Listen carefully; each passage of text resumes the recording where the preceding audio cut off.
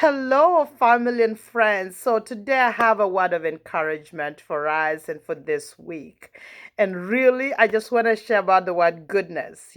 Goodness is actually a fruit of the Spirit, based on Galatians chapter 5, verse 22. But you know what? The Bible also talks about goodness from Galatians chapter 6, verse 9, as an act of doing good. So it says, do not be weary of doing good, but continue to do good. And in due season, if you do not give up, you'll get a harvest. Goodness is that one act that is tied to a harvest, and it also has a time factor attached to it. There's a time factor to get the harvest. So you plant the seed, you wait, you give it time, you obviously water the seed, and then in due time, you get a harvest, just like a farmer would do. Goodness is actually acts and continuous acts of kindness or goodness. And so when the Bible is admonishing us to do good, it is simply saying we should never give up to do good. Goodness has a multiplication factor attached to it because anytime you plant seeds, you never expect to harvest the same amount of harvest that is equivalent to the seed. Otherwise, it's a total waste of time. Anytime you plant a seed, you expect it to grow and to multiply. You expect that the result of what you put in will be exponential. There's a multiplication factor attached to it. So, goodness, whatever we do, it comes back as a harvest, but not just the same amount or quantity that we put in, but exponentially growing quantity of goodness and kindness that comes to us.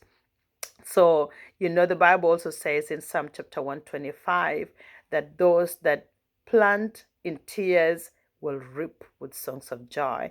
There is a planting time that can feel like people are taking, you can feel like people are taking advantage of you, or sometimes people can confuse your goodness and kindness for a weakness because you just keep doing good.